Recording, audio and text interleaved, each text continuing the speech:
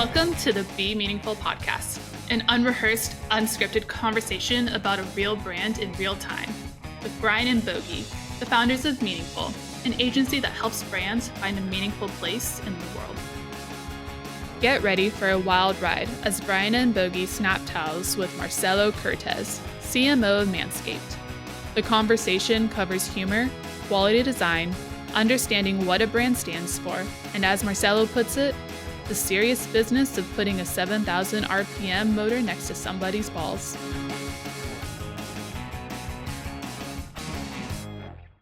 I'd love to get a sense of like who you are, what do you do? Like, give us like a quick intro, because that's always good to have on the podcast.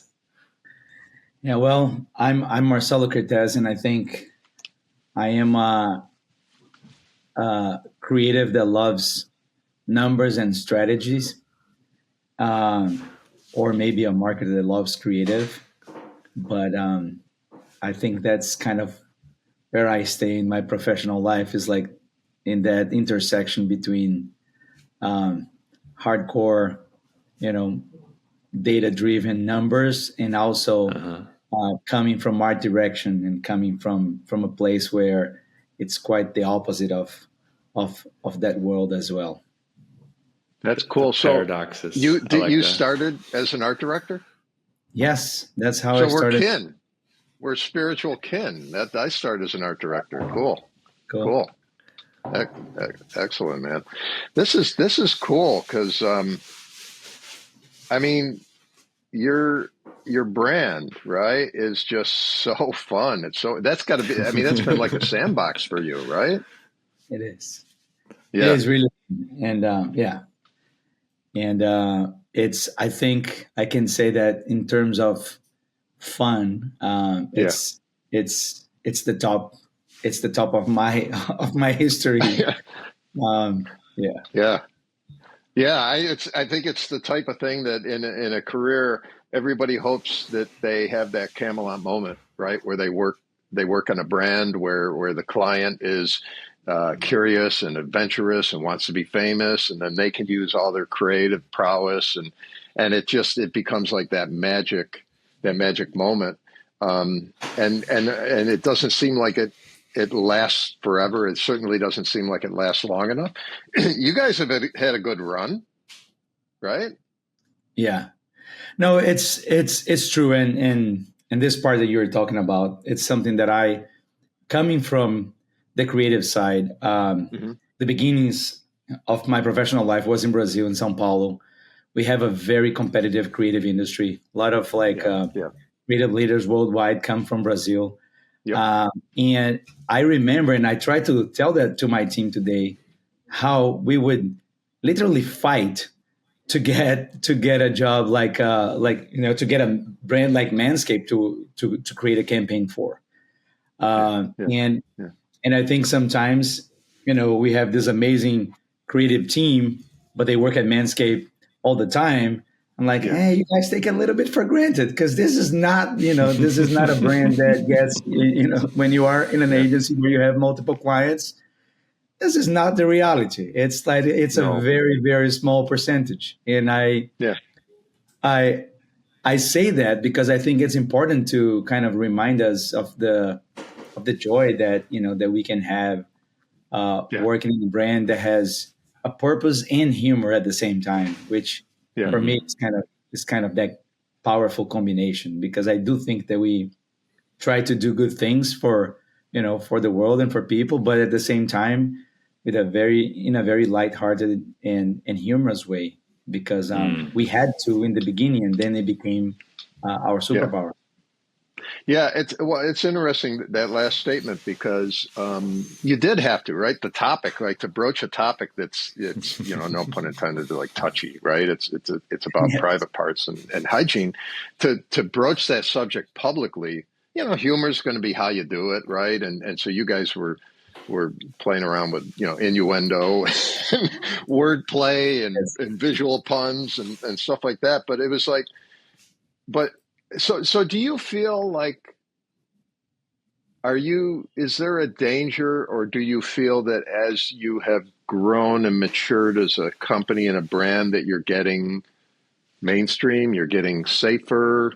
Because one of the things that I was wondering about, because you've done so much like fun creative work, and as a creative, of course I know your work because I saw it when it first came out. It was, there's so much buzz around it. And in fact, I know one or two people that work on your work. So that was interesting too. But it's like,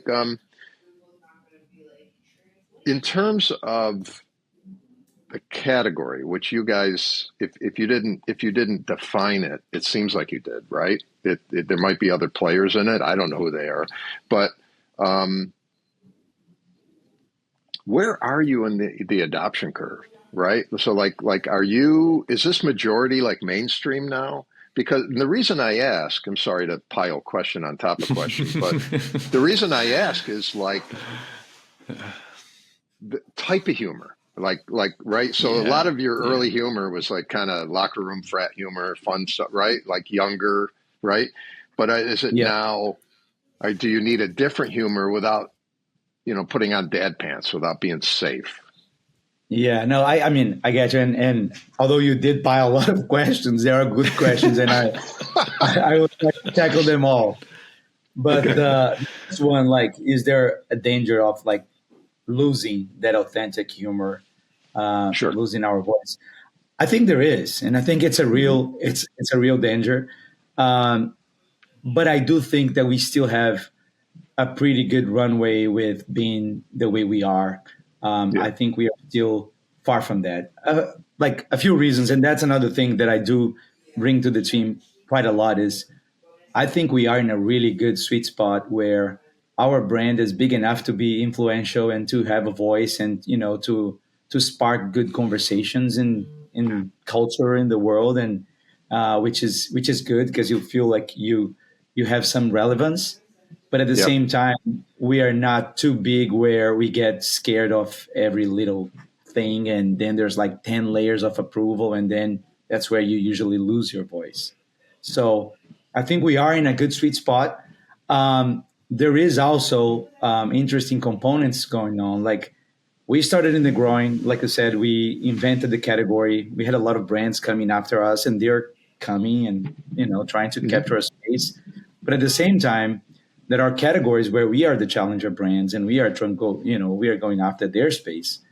And one of the things that I think fits us really well is those categories like face shaving, for example, where we launched, a very successful beard trimmer, compact shaver, and now like a full foil shaver. Those are categories that have been boring for too long, right? There's no joy. Like the whole offer is about technical aspects, and at some point, like how many blades can a shaver have, right? Is four. I know five. I know five. I know. And what is it? Where is it gonna go? And I think that the same way that we use the humor in the groin, again, that started as a necessity, but then became a superpower to facilitate hard conversations about hygiene down there. I think for these other categories, we are bringing joy to something that's very, very dry, and I think, especially in today's world, where news are not that inspiring. Social media, makes us sometimes feel frustrated, and someone else, the grass is always greener in someone else's place. So I think that bringing a little bit of joy to daily moments, like shaving your face, can go a long way. So in that sense, I think our brand voice and our humor still has a good, solid runway, and it's who we are. I mean, if you are part of a Manscaped meeting, you would see how it's not a fabricated humor. It's how we are. Thankfully, we are a group of very lighthearted, funny people that don't like taking ourselves too serious. Right? We take ourselves serious, of course, in the things that need to be. Putting a 7,000 RPM blade close to someone else's balls is a serious business, and that part we take very seriously. I love that. Love that sentence. I love that sentence. That is, No, I think that's a billboard. I think that's a it's billboard. true, right? Like you need to be Right? very, very mindful about that. But then, Yeah. how we get there and how we promote that behavior, that can be done in a much more lighthearted way. People don't want to be, they don't want the professional tone. They don't want a brand to be prescriptive and telling them what to do. We're like, hey, we're all in the same boat here. Let's just help ourselves and try to do a better job when it comes to self-care and self-hygiene and all those parts. Well, so that sentence you wove there, I see the billboard, and it's on the Bruckner. It's when you're leaving Manhattan. It's the biggest ass billboard, and I think that is serious business. That is delightful. That really captures that sentence. I think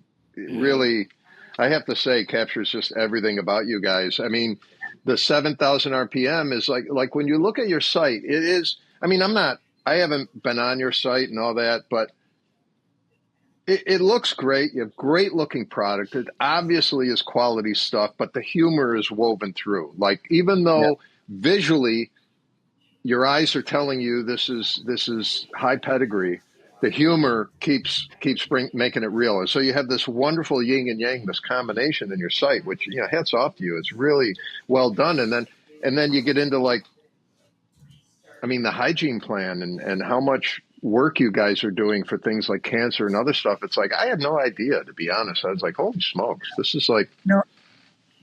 Yeah. And if you can make a comment, Brian, because you're spot on. Like, when I joined Manscaped, my first conversation with the CEO and founder, Paul Tran, he brought to me that idea of humor and quality together. Like, this is our binomial. And being very honest with you, I was skeptical at first. I'm like, Paul, I don't know if I've seen this. I don't know if I've seen this work, because I think they kind of go against each other in certain levels if you don't do it right. But then as I embarked within the brand and started to touch our what we call like our quality first touch points, like our packaging, our product design, our design language, the website, the quality of the products, the engineering behind it. I understood that this is actually where we shine, and this is actually like what makes us successful. And the way I like to describe it is, in our quality, there's a little bit of humor. So, for example, if you look at our products, a lot of them will have like little Easter eggs, little like funny messages, just to make the usage a little lighter. Like this, the foil shaver that we just launched, the Chairman Pro, the digital LED screen has a little bit of a fun and humor there, without taking from the quality of the task to be like the task at hand. And then on the other hand, in our humor, we also infuse with quality, so it's not just like mindless humor. Our last brand campaigns, The Boys, for me is a great example of that, because it is a funny message, in my opinion. I mean, I know I'm biased, but I love it. Yeah.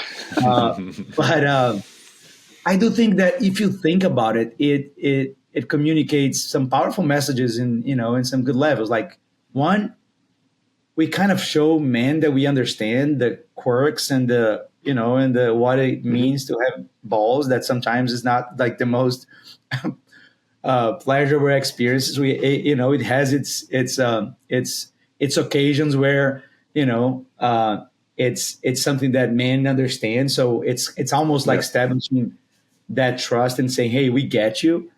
And then at the same time, promoting a better behavior there, but without, again, using the humor not to be boring nor prescriptive or any other thing that honestly people don't want, because it's like there's too many boring things in the world already.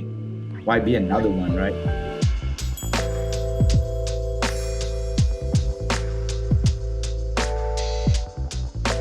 So there's an elephant in the room, and I have to ask this question because it's one that I've been wondering about my adult life, my whole adult life. Like, so I'm old enough that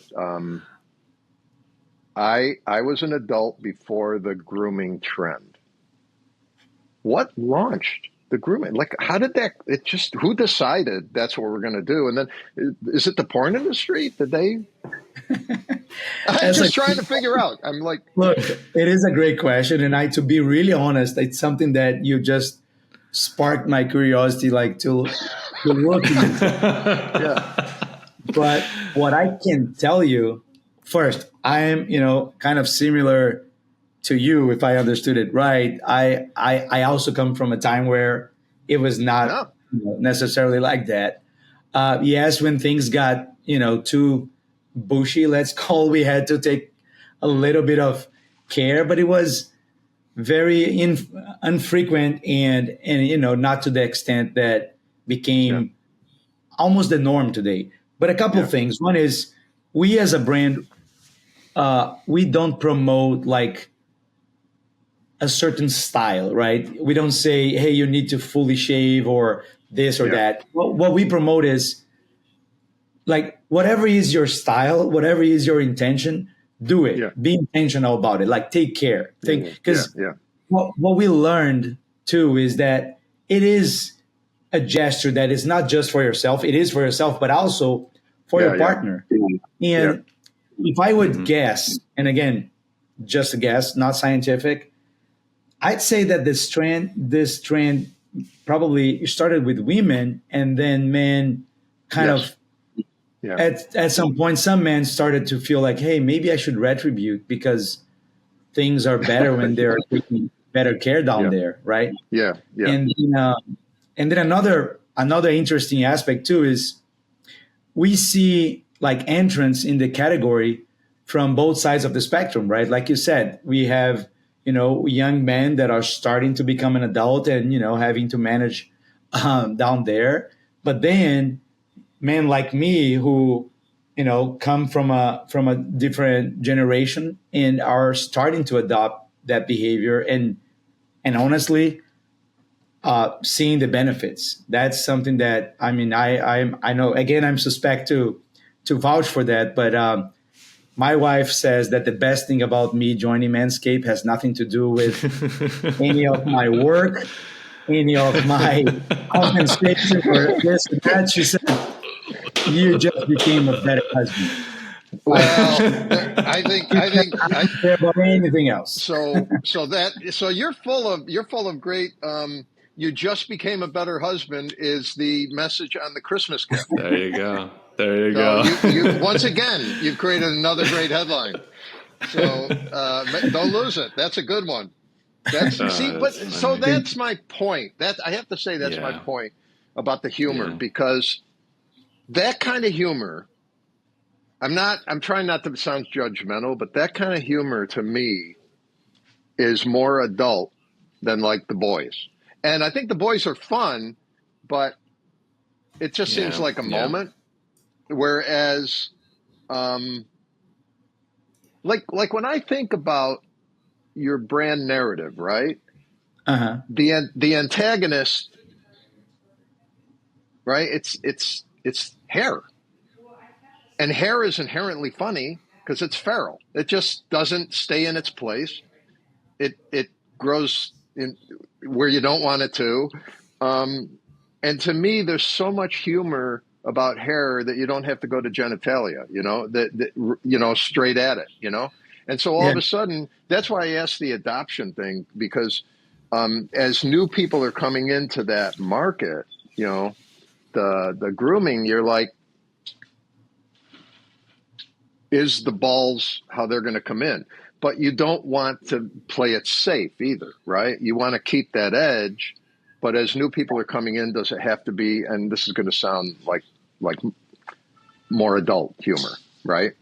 And so I'm thinking like, oh my God, that the hair thing's so funny. You could do guerrilla campaigns, no pun intended, but like where hair is in weird places, like around doors and on display cases. And it's like, tame the hair, like domesticate it, No, it is true. And I would say just just like a small correction in perception of this from our end. We are not like our antagonist is not hair; it's unkempt hair, right?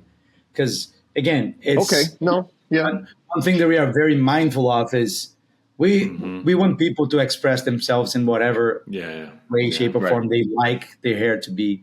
What we think is, again, whatever is your choice, make it intentional, right? So unkempt hair, I think, is very hard to see an upside there. But Right. the reality is, and when you say adult, by the way, and maybe that's me being a foreigner and sometimes not getting the nuances, my mind goes to two places. One is adult in the sense of being more serious on the tone, but then in the other end of the spectrum is adult being more like close to porn. And we are very careful that we don't want our brand to be overly sexual. No. Right. We know that there is something silly, I'm not going to lie, but still very catchy and still makes people relax and kind of put the armor down is when you talk about balls. It's interesting how it is. See, it happens live here, because we are in podcast and it's not something that you expect to do, talking about a brand. So it is something that we do have like very heavy existential debates because at the same time that it's very catchy and we know that it captures people's attention quite easily. We also need to evolve from that, right? We can't just be, repeating balls at exhaustion because at some point the joke is going to fade away and actually going to bite us back because it's just going to be silly. So, and I think to your point, that's kind of, I think you articulated better than that's kind of what I was going towards, that idea. Yeah. Yeah. And it is a balancing act. And I think it will be for quite some time. Sometimes we do evolve a bit too fast and then people say, hey, we miss the humor. We miss the silliness. So I think the main thing that for us we learned so far is as long as we don't take ourselves too seriously or too serious, it's fine. The moment that we start to take ourselves too serious, people catch us on that, and they call us on, hey, this is just not you, and that's not the Manscaped that I love. That's not Manscaped that I signed up for, and so we're always managing that line, managing the edge, managing that humor, manage that balance between humor and quality. Like we said, one of my fears in the beginning was depending on the humor, like the level of humor, some of our early pieces to me sometimes made our product feel like a novelty product, like one of those that you go to the stores and they have like a lot of like funny products that you give as a gimmick, but it's not right. And that's that's when we look and like, no, that's like the product needs to shine, like, and that's why we're so obsessive about product design. For my first 4 years at Manscaped, I was leading the product design team as well. Established the product design language. If you look at our products today, they all have a consistent language. Like you can tell that it's a Manscaped product without even having the logo there. And that was very important and strategic for us. It's like this, and again, you see how the humor and quality balance shows up again as being so fundamental to our brand, because that is what allows us to be authentically funny, not take ourselves serious. Because when you look at the packaging and you open that box and you see the quality of the materials there, even from a packaging perspective, the product itself, it just makes it very clear, like, hey, there's no jokes here. I was going to say, this is no joke. Yeah, absolutely. Yeah. That's a cool thing to manage, though. That makes work fun when you're managing that tension between quality and humor. Although I have to say, it never occurred to me until you were talking about however you want to express yourself and those styles, and you're not advocating one way or one direction, but I do like how it could get tribal. It's making me think like, are you this person or that person? Because I remember there was, for a brief moment, I was working on Toto, the bathroom fixture. Yeah.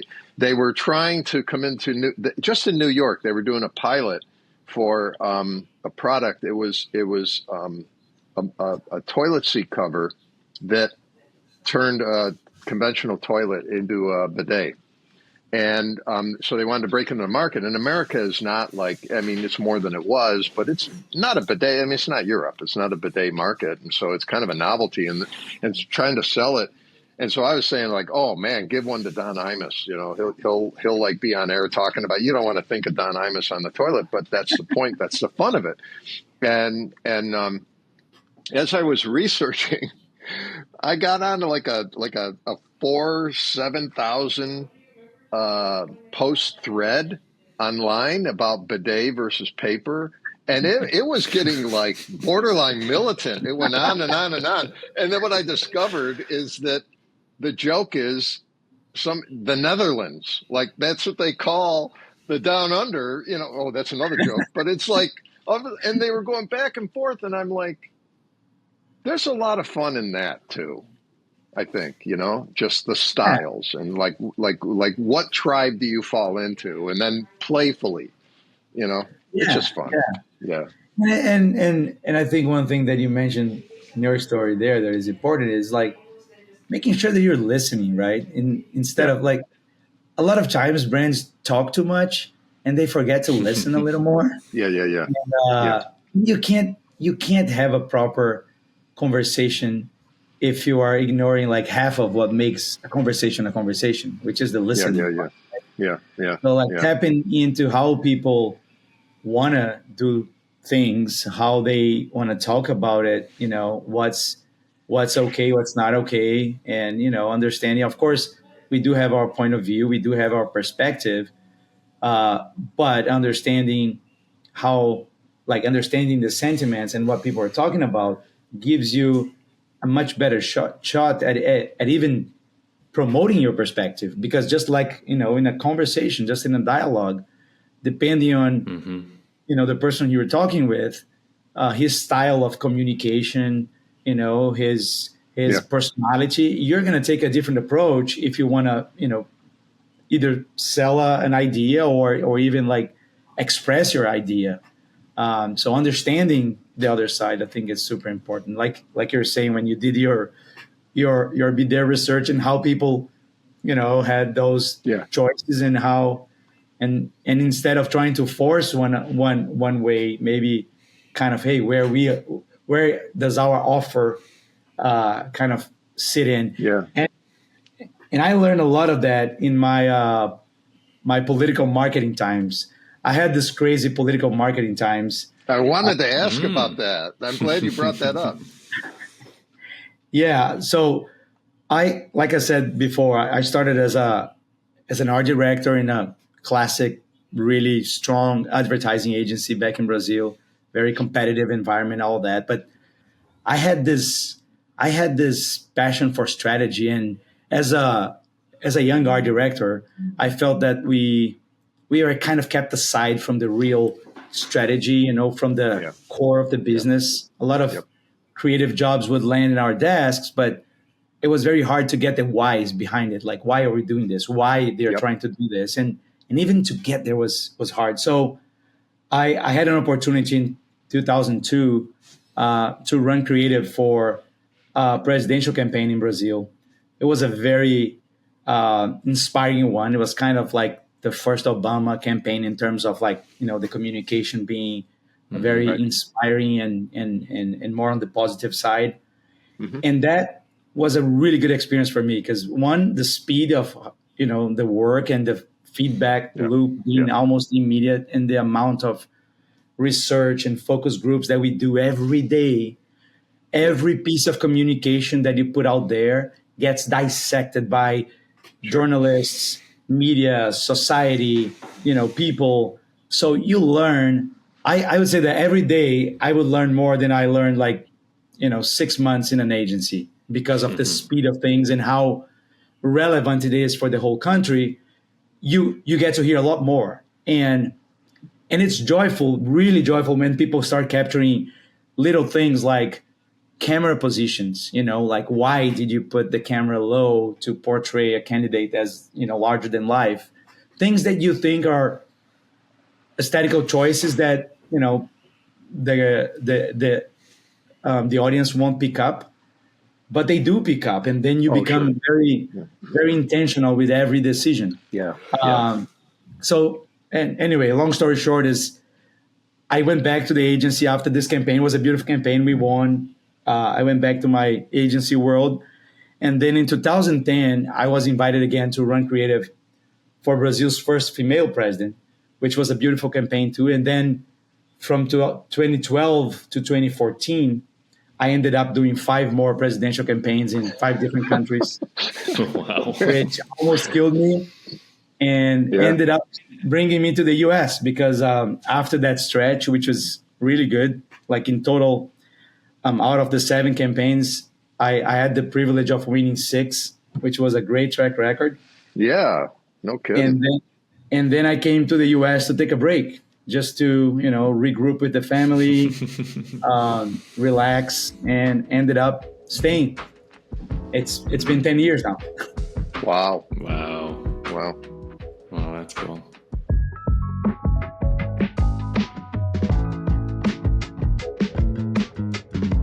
For you, when you think about Manscaped, and from what you've seen so far, what are the things that come to mind? Like, I know we talked a lot about the qualities that are more on the surface, or maybe more front and center, but what else do you think? Like, and again, it can be good and bad. I'm not just trying to fish for compliments, because I think that we, as humans, as a brand, as everything, we learn much more from criticism than we learn from praise, right? I think, no, this is a really good question, and thank you for setting that up like that. I think one of the things, and you can see it, I think, even in this last presidential election, right? I think there's something about manhood that has been lost or deconstructed, I feel like, as a culture, right? Culture has just gone like anti-man for like the last, 10, 20, whatever years, which, and I'm obviously being making generalizations here, but there's something to be said about a brand that grounds itself in what it means to be a man and manhood. That's very, I think, powerful. It's tricky. I think it's very tricky. It's tricky.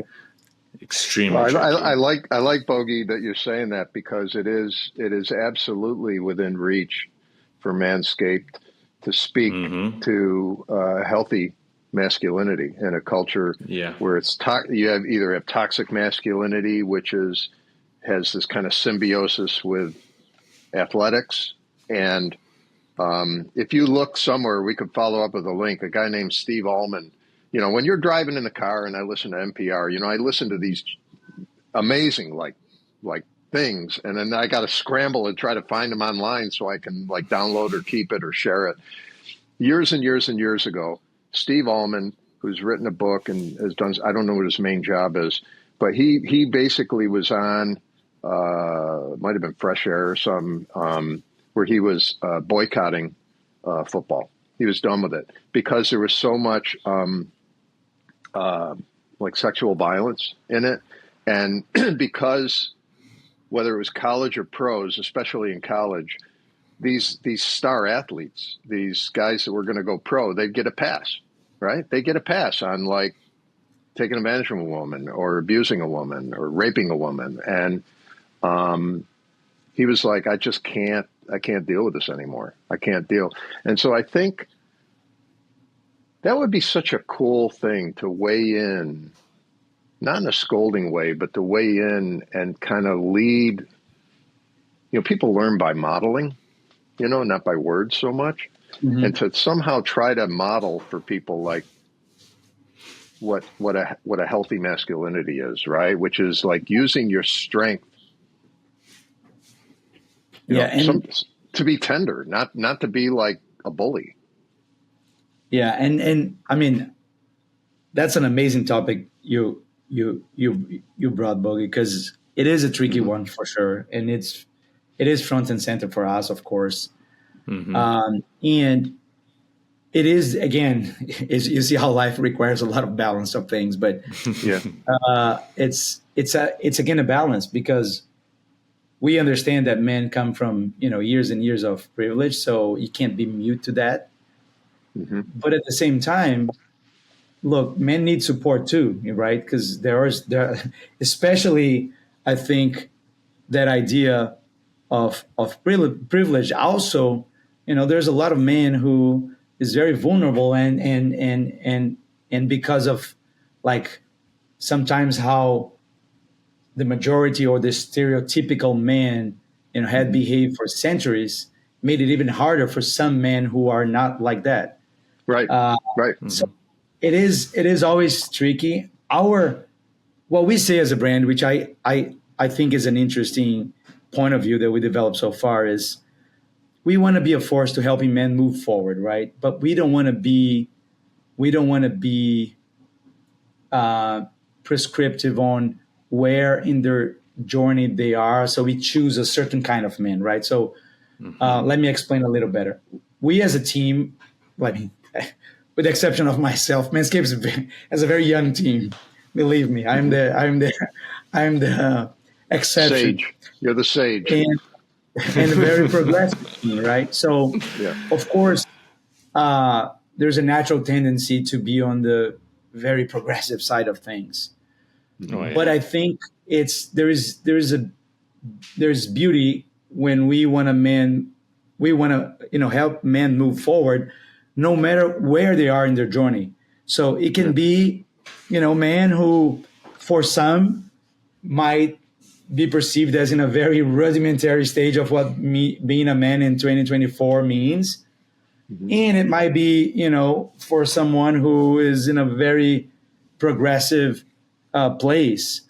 Right. We just want to help you move. We want to be a force to you becoming a better man, to you evolving in your, self-care behavior. Of course, that's the functional part of the brand, but also on just becoming a better man, just, trying to be a better version of yourself, no matter where you are. So that's, I think, is maybe the difference in our approach, which is hard too, because I remember when we had presentations, and at the time we had this partnership with UFC, and then we had also partnerships with drag queen programs and all that, and how we had those two in a, let's say, in a shallow read, different kinds of masculinity, and how we connected to both. And that's not cool. Only that, but what was interesting to us was none of the groups felt alienated because we are also related to the other, right? There was no if Manscaped, is partnering with NFL or American football or whatever the sport might be, then they're not a brand for me because I'm on the other side of the spectrum, and vice versa. So I think not being too prescriptive was important to us. Not taking ourselves too serious was very important, has been and will keep being very important to us. And understanding that, yes, there's men on different, levels of their evolution, and let's just be a force towards moving forward for all of them without trying to be, this is our tribe, just evolved man who shave every day. No, that's, for us, that's bullshit. No, that doesn't do us any good. That doesn't do society any good, because then we are just picking a side and saying that this is the only right kind of man, and that would be too narrow of a view, in my opinion. So, but it's a great topic that you bring, because it's tricky, and it's we have some really tough conversations on that one too. Yeah, that's cool. Wow. Yeah, it's rich. It's and you could imagine speaking to that broader subject of masculinity without diffusing your purpose and your company, right? It's like sometimes people try to play so large, it's kind of like, but it comes out of your core purpose, right? Which is the best man, right? The best, right? Be your best, right? And it kind of gives a broader definition of the word manscape too, because it's like the landscape in which you live, right? And Yeah. and the saying is, right, that like everybody's a leader. It's just what type of leader are you, right? And so if your thought is, a man should be leading wherever he is, then what kind of leader are you? And then so that gets into manscape. It's super rich, mental landscape, your social landscape, your physical landscape. It's just interesting. It's rich.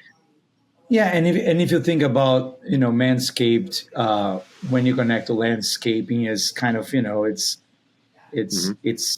looking at the environment and making sure that you're tending to it, that you're taking care of things, right? So man is a species, like humankind, man, right, biblical yeah. man, yeah, right. And to be like, hey, what we are promoting is take care of yourself as a person. Take care of yourself as it requires to your self-care, your hygiene. You know what that means as a brand in a single word. It's stewardship. Yeah. Right. It's like biblical stewardship, right? Like whether you believe the Bible or not, but the story in the Bible is stewardship. It's like, now go, be Lord, have dominion, be Lord over creation, right? And be fruitful. Yeah. Like, right. That's stewardship. So steward of your body, steward of your community, steward of your family. That's cool. I'm gonna use. That's pretty cool. That's pretty intense, but in the right way, in the right direction. Yeah. I love it. Yeah, no, it's cool. It's cool.